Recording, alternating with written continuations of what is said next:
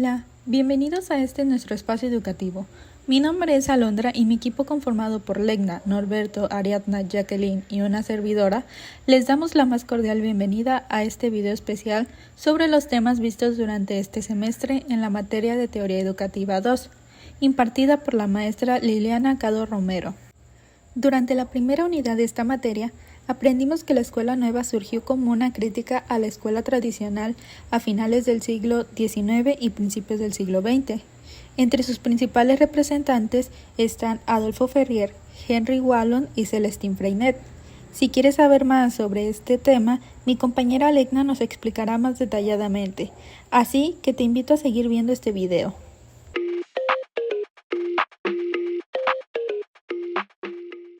Iniciando con Adolfo Ferrier, un pedagogo suizo impulsor de la Escuela Nueva, autor de las obras como La Escuela Activa y La Transformación en la Escuela, principal impulsor de la Escuela Activa. La educación debe responder a los intereses y necesidades del niño, no imponer contenidos ajenos a su realidad. El niño es visto como un ser vivo en desarrollo natural. El aprendizaje se basa en la actividad libre, espontánea y significativa. El interés es el motor del aprendizaje. Esto nos quiere decir que debe ser auténtico y no un capricho. La escuela nueva busca una educación integral científica basada en el respeto al desarrollo natural del niño, promoviendo personalidades autónomas, equilibradas y comprometidas con la vida social. La disciplina de la escuela nueva busca la armonía entre la libertad y la autoridad. Fomenta la autonomía moral, intelectual y social, y el castigo debe ser pedagógico, mas no represivo. Las características de la escuela nueva o escuelas de laboratorios pedagógicos, internados rurales para el contacto con la naturaleza y la coeducación en niños y niñas. El énfasis en el trabajo manual, en las excursiones, la vida comunitaria y actividades organizadas por los niños de autogobierno escolar. La evolución de los intereses del niño van de los 4 a los 6 años en intereses dispersos y atención breve, de los 7 a los 9 años el egocentrismo y interés poco cercano, de los 10 a los 12 años la apertura hacia el mundo de la naturaleza y la historia. De los 13 a los 15 años comienzan intereses más abstractos y de los 16 a los 18 años la capacidad del pensamiento más complejo y filosófico. Siguiendo con Celestin Freinet, un pedagogo francés del siglo XX, renovador de la educación tradicional, fundador de la escuela moderna basada en el trabajo, la cooperación y la libre expresión infantil. Luchó por una educación democrática, laica y popular. Fue un maestro de primaria y experimentó directamente en el aula. Sus principios básicos en la pedagogía se basan en el trabajo como base de la educación, el aprender haciendo, tanteo experimental, aprender a través de la experiencia directa del niño, ambiente cooperativo, colaboración entre alumnos y maestros, funcionalidad y sentido de lo aprendido. El aprendizaje debe ser útil conectando con la vida real. La educación por y para la vida, con un enfoque social y humanista. Las técnicas más destacadas de Freinet fue el texto libre, producción escrita espontánea por el alumno, la revista escolar, que es una publicación con textos del alumnado, planes de trabajo, organización colectiva del aprendizaje, la asamblea de clases, que es un espacio de debate y organización y resolución de conflictos, la correspondencia escolar, que es un intercambio de cartas entre escuelas, biblioteca de trabajo de recursos accesibles y gestionados por los alumnos, clases de paseo, salidas para observar el entorno. Freinet fue criticado por sectores religiosos tradicionalistas y por carácter laico y cooperativo de una propuesta. Algunos consideraban que sus técnicas como comerciales por requerir materiales específicos. Henry Wallon fue un psicólogo, neurólogo y pedagogo francés. Su enfoque se sitúa entre la psicología del desarrollo y la pedagogía crítica. Es conocido por haber construido la teoría de la psicogenética alternativa a la de Piaget, con un fuerte contenido social y emocional. El modo dialéctico en el que Wallon es una herramienta de análisis de la realidad que reconoce las contracciones internas en los procesos del desarrollo humano. Plantea el desarrollo del niño no en línea ni armónico, sino que se da por crisis, saltos, oposiciones y superaciones. Se inspira en la dialéctica marxista, tesis, antesis y síntesis, y se adapta al campo de la psicología y la educación. Sus principios claves del método dialéctico es el desarrollo por la crisis y contracción, El crecimiento infantil no es constante ni progresivo. Hay etapas en el retroceso y conflicto interno que impulsan a la superación y un nivel más complejo. La unidad entre la afectividad y la cognición. El pensamiento y la emoción no solamente desarrollan por separado. La contracción entre la afectividad y el conocimiento impulsa avances. Por ejemplo, el niño quiere algo pero no sabe cómo lograrlo, lo que activa el aprendizaje. Interacción individuo-sociedad. El desarrollo humano ocurre constantemente en la interacción de un entorno social. La contradicción social de autoridad contra la autonomía o el grupo versus el individuo también está presente en la evolución personal. Movimiento en espiral. El desarrollo no es circular ni lineal, sino en espiral. Vuelve fases anteriores, pero en nivel superior. Esta visión permite comprender regresiones aparentes como parte de un proceso dialéctico más profundo. Durante la segunda unidad, nos dimos cuenta que tras los aportes de la escuela nueva surgieron otras teorías educativas que buscan transformar la enseñanza. Entre ellas está la pedagogía institucional, cuyo representante, Michael Lovrot, propuso que las instituciones educativas deben analizar sus factores internos y externos para generar entornos de autogestión y aprendizaje cooperativo. A continuación, mi compañera Jacqueline te presentará los temas más importantes de esta unidad. A continuación, les voy a impartir un resumen de lo que vimos en esta segunda unidad, enfocada en las nuevas teorías educativas que surgieron después de la escuela nueva. Analizaremos cómo después de los aportes de la escuela nueva surgieron nuevas teorías educativas que buscaban transformar el proceso de enseñanza-aprendizaje, haciéndolo más humano y adaptativo a la realidad social de los estudiantes. Primero es importante recordar que la escuela tradicional se basaba en la transmisión de conocimientos, de donde el maestro solamente era centrado en el proceso de sus alumnos, en el cual ellos solamente escuchaban y memorizaban. Pero con la llegada de la escuela nueva esto comenzó a cambiar. Esta corriente promovió una educación más activa centrada en el estudiante, donde se tomaba en cuenta sus intereses, su entorno y su forma de aprender. Gracias a este cambio surgieron nuevas pedagogías que siguieron impulsados a mejoras educativas. Una de estas fue la pedagogía institucional. La pedagogía institucional es una propuesta que buscaba transformar la educación en una función a las instituciones educativas. Su principal representación es la pedagogía de Francis Michel Lavrot, quien decía que esas escuelas deben analizar los factores internos, como la organización en el aula, las relaciones entre alumnos y maestros, los métodos de enseñanza, y también los factores externos, como el contexto social, familiar y comunitario. Lavrot propone que las escuelas no sean espacios rígidos, sino que promuevan la autogestión, es decir, que los alumnos y maestros tomen decisiones de manera colectiva, que también plantee el aprendizaje cooperativo, donde todos los estudiantes trabajen en equipo, dialoguen, se escuchen entre otros y que se ayuden. Este enfoque permite crear un ambiente más democrático, práctico y respetuoso entre todos los estudiantes. Los estudiantes no solo aprenden contenidos, sino que también desarrollan habilidades sociales, pensamiento crítico y habilidades de responsabilidad. Además, se promueve que la escuela esté más conectada con la vida real, que los estudiantes aprendan en el mundo en el que vivimos y que sobre todo aprendan a transformarlo. Por ejemplo, se puede aplicar en consejos escolares, círculos de diálogo, proyectos comunitarios o actividades donde se tomen decisiones en conjunto. Desde este punto de vista de la pedagogía es muy valiosa porque nos hace sentir parte de la actividad de nuestro propio aprendizaje. Nos ayudan a tener su voz propia, a opinar, a participar y a aprender no solo del maestro, sino también de nuestros compañeros, las cosas que entre nosotros nos platicamos, las cosas que nos comunicábamos y de nuestras experiencias pasadas, ya sea de las cosas que vivimos en la primaria, secundaria, prepa. Además, que prepara a los estudiantes, no solo para los exámenes, sino para ser ciudadanos consistentes, críticos y responsables. En un momento más les presentaré los temas más importantes de esta unidad. para reforzar lo aprendido y seguir reflexionando sobre cómo mejorar nuestras experiencias educativas. A lo largo de esta unidad hemos aprendido que la educación no puede mantenerse estática ni limitada a un solo enfoque, sino que nos debemos de expandir hacia otras áreas de conocimiento. Bueno, en la escuela nueva representa un cambio fundamental al poner en el centro al estudiante, y a partir de ahí surgieron otras teorías que continúan en la transformación, como la pedagogía institucional ya antes mencionada.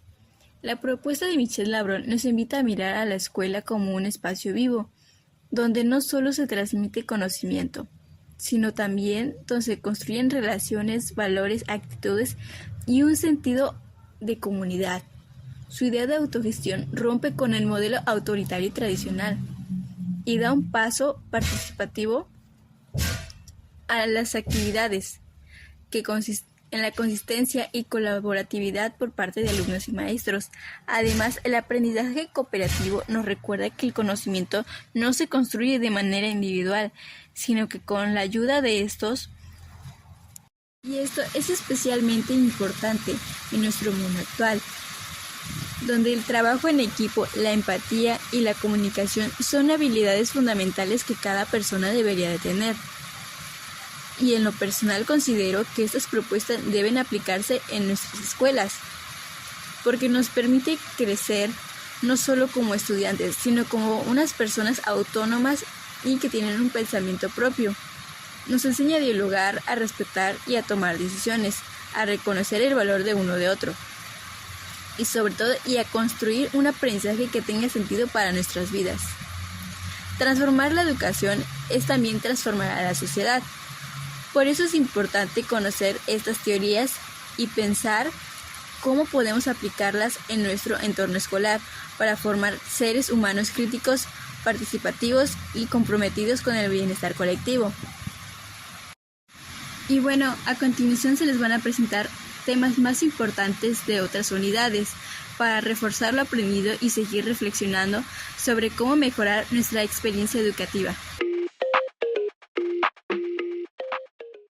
En nuestra tercera unidad conocimos las ideas educativas de dos grandes teóricos enfocados en el no autoritarismo dentro de la educación, ya que esto obstruye las facultades y potencialidades de los educandos, afectando el desarrollo integral, la confianza y seguridad en lo aprendido.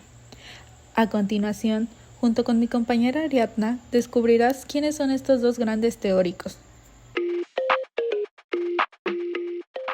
Mi nombre es Ariadna y en esta unidad conocimos las ideas educativas de dos grandes teóricos, los cuales se enfocaban en el no autoritarismo dentro de la educación, puesto que esto obstruye las facultades y potencialidades de los educandos, afectando así el desarrollo integral, la confianza y seguridad en lo aprendido. Uno de ellos es Francisco Ferrer Guardia, quien fue un pedagogo anarquista y librepensador español, nacido el 10 de enero de 1859, en Alella, Barcelona. Es conocido principalmente por fundar la Escuela Moderna en 1901, el cual propone una educación racional, científica y laica, en contraposición al sistema educativo tradicional de su tiempo, el cual estaba fuertemente influenciado por la Iglesia. Decía que la escuela debe de estar ajena a las jerarquías, es decir, tanto el docente como el alumno deben de tener la misma relevancia y juegan el mismo papel dentro del proceso enseñanza-aprendizaje. Además, en la institución se deben de erradicar los premios, castigos y exámenes, debido a que torturan a los estudiantes, y esto origina una competencia negativa, impidiendo la solidaridad entre estos. Ferrer defendía la idea de que la educación debía ser accesible para todos y buscaba fomentar un pensamiento crítico en lugar de la memorización pasiva. Este enfoque tuvo un impacto significativo en el desarrollo de la pedagogía moderna en España y otros lugares. La educación se basaba en la evolución de los niños. La libertad era considerada un valor esencial y propuso una pedagogía desde y para la libertad. En la escuela moderna, su objetivo era educar a la clase trabajadora de una manera racionalista, secular y no coercitiva, además de que tiene un carácter social y cultural. En esta escuela, el docente es un facilitador, por ende, debe estimular el pensamiento crítico. Y como ya se mencionó, la escuela debía ser un escenario libre de jerarquías, además de dar una enseñanza racional y científica. Como principios básicos de la escuela moderna, podemos encontrar que la educación debe basarse en la ciencia. Los programas y métodos deben ser adaptados a la psicología del niño. El juego es indispensable dentro de la educación, que la instrucción debe desarrollar el carácter, la cultura de la voluntad, la preparación de un ser moral y físico, y que la educación debe ser igual tanto para niños como para niñas. Entre otras de sus ideas, fue un defensor de la educación como herramienta para la revolución social y abogaba por la coeducación de sexos y clases sociales, considerando la misma educación para hombres y mujeres, sin importar su estatus social. Su enfoque educativo era innovador para su época y chocó con los intereses de la monarquía, la burguesía y la Iglesia Católica. Tras un juicio controvertido, Ferrer Guardia fue fusilado el 13 de octubre de 1909 en un castillo en Barcelona, acusado de instigar los hechos de la Semana Trágica. Su ejecución generó una gran conmoción en Europa y América, y puesto que fue un firme defensor de los derechos civiles y la libertad, su vida y obra se convirtieron en un símbolo para muchos movimientos progresistas y libertarios. Luego tenemos a Gerard Mendel, el cual fue un psicoanalista y antropólogo francés, creador de la corriente socioanalítica, una de las líneas principales a la hora de caracterizar el campo de las teorías institucionales de fundamento psicosocial. En 1968 escribió el libro La rebelión contra el padre y analizó tópicos como el poder y la autoridad. El sociopsicoanálisis lo basó en la teoría de Freud. Decía que la autoridad se impone de manera inconsciente y que la coeducación de sexos era emancipar a hombres y mujeres. Introdujo el sociopsicoanálisis en la educación y relacionó los problemas sociales con los psíquicos. Es por ello que es necesario retomar la parte inconsciente en las relaciones sociales, las cuales se van forjando dentro de la institución escolar. Otro aspecto a abordar es el que está relacionado con la autoridad, el abuso del poder existente en todos los ámbitos del ser humano, dándonos su perspectiva en relación a cómo debe de ser llevada esta. Esperando que comprendieran mejor las ideas educativas de estos grandes teóricos como lo son Francisco Ferrer y Gerard Mendel, es todo por mi parte, como siempre agradeciendo su atención. Durante nuestra cuarta y última unidad, analizamos dos importantes teóricos marxistas, Gramsci y Althusser. De este último, aprendimos cómo el Estado abusa de su poder por medio de los aparatos represivos e ideológicos. Siguiendo con la información detallada, mi compañero Norberto nos ayudará a explicar el contenido de esta unidad. Para continuar, hablaremos del contenido de la unidad número 4. Hoy quiero hablarles de dos pensadores fundamentales que nos ayudan a mirar la educación con otros ojos.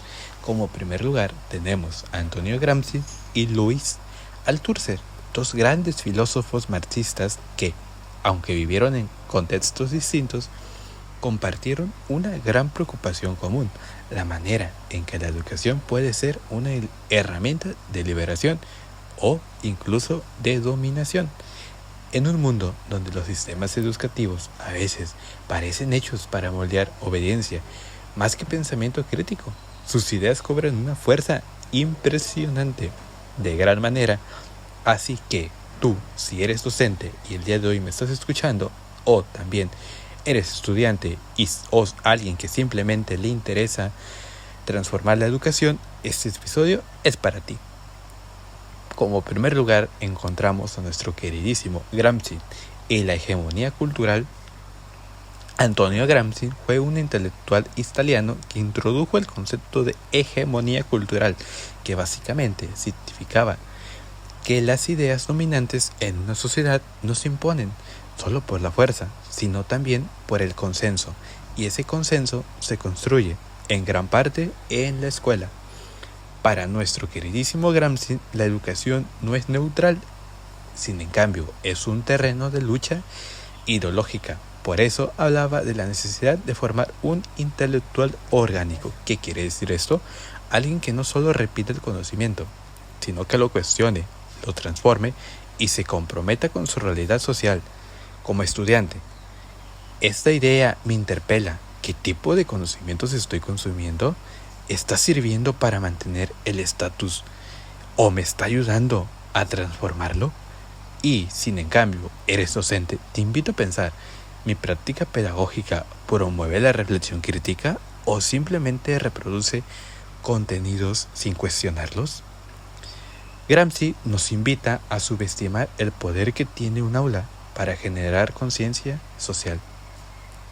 En segundo lugar, encontramos a Lois Althusser y los aparatos ideológicos del Estado.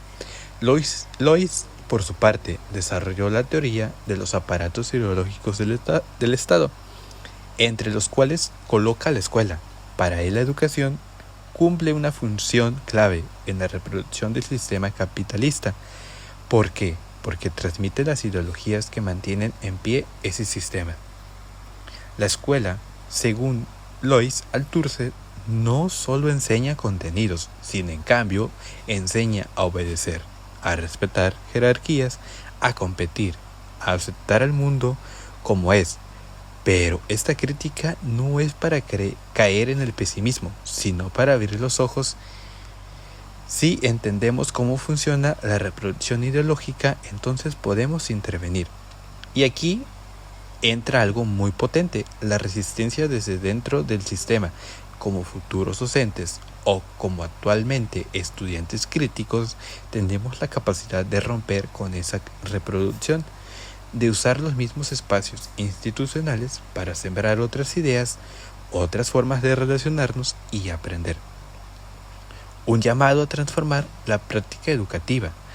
Nuestros queridísimos filósofos Gramsci y Althusser no ofrecieron recetas educativas, pero sí nos dieron herramientas para comprender que la educación es un acto político, y no político en el sentido partidista, sino en su dimensión más profunda, como construcción del sentido, de valores, de ciudadanía. Yo creo firmemente que una educación crítica que forma sujetos pensantes, comprometidos y transformadores es posible, pero para lograrlo necesitamos valentía. Valentía para cuestionar, para romper inercias, para cambiar, incluso desde las pequeñas acciones. Así que hoy, a ti que me estás escuchando el día de hoy, quiero invitarte desde este espacio a que no veas la educación solo como un proceso de transmisión de conocimientos, sino en cambio te invito a que la veas como una oportunidad para sembrar conciencia. Como decía Gramsci, instruirse, porque tendremos necesidad de toda nuestra inteligencia.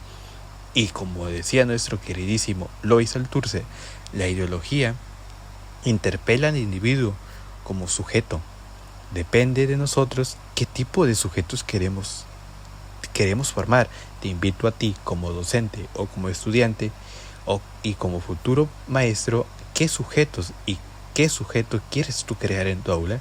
Gracias por escucharme en este espacio y gracias por escucharnos a todos nuestros ponentes del día de hoy de este magnífico video, y espero que el contenido que te brindamos el día de hoy sea de muy buena ayuda, que esas ideas se multipliquen y con ellas la esperanza de una educación más justa, más crítica y más humana. Te agradecemos por tu atención prestada y te deseamos un muy bonito día. Y con esto llegamos al final de nuestro recorrido por la materia de teoría educativa durante este semestre. Gracias por acompañarnos en nuestro espacio educativo. Nos vemos en la próxima.